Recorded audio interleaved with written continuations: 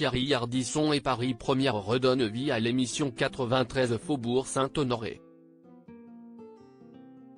Si le programme change de nom, nouvelle adresse de l'animateur oblige, Thierry Ardisson a une idée bien précise des invités qu'il veut accueillir. Amel Bent ou M. Pokora n'auront pas cette chance.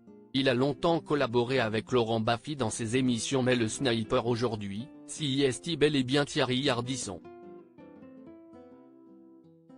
Celui qui revient sur le devant de la scène, ou plutôt de la télévision, avec un remake de l'émission 93 Faubourg Saint-Honoré, désormais baptisée 214, rue de Rivoli en raison d'un changement d'adresse de l'animateur, tire à boulet rouge sur les personnalités qui, selon lui, ne présentent pas suffisamment d'intérêt.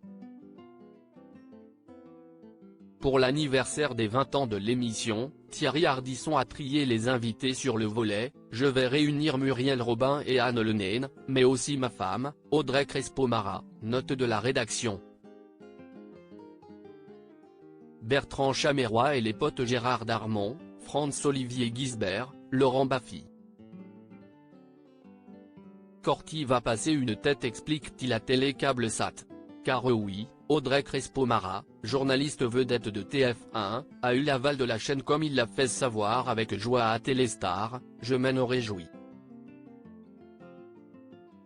S'il se fait une joie de redonner vie à ce programme du passé, qui risque de plonger plus d'un téléspectateur dans un bain de nostalgie, il déplore le manque de personnalité digne d'être invité dans de telles émissions.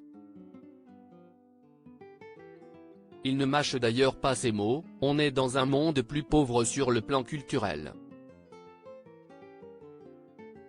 Si est une des raisons pour lesquelles j'ai arrêté de faire du talk show, car ceux que je serais susceptible d'inviter ne m'intéressent pas.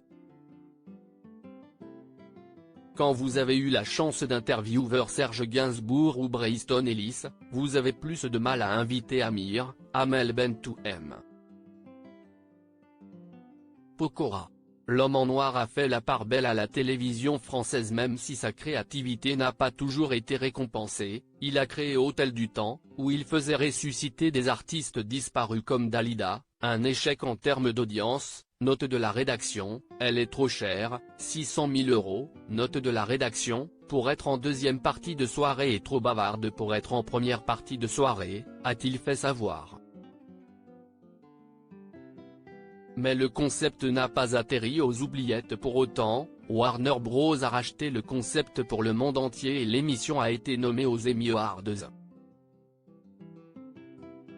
Un succès pas forcément annoncé avant de devenir la célébrité que l'on connaît, Thierry Ardisson a comme tout le monde débarqué à Paris sans argent, sans connaissance. Il s'est construit tout seul, avec sa seule volonté de réussir et d'arriver à s'imposer dans le milieu de la télévision. Un parcours qui n'a pas été simple. Quand je suis arrivé à Paris, j'avais 19 ans et 50 balles en poche. Je ne connaissais personne mais j'avais envie de bouffer Paris, confie-t-il. J'ai commencé par une tentative de suicide car cela me semblait inatteignable. Avec la force et la détermination dont il fait souvent preuve, Thierry Ardisson a réussi ce qu'il avait entrepris. La suite, on la connaît. Ce n'est pas pour rien que Paris Première propose de redonner vie à l'un de ses concepts le temps d'une soirée et que la chaîne YouTube, Ina Harditube ou encore Hardivision, reprenant toutes ses émissions, cartonne.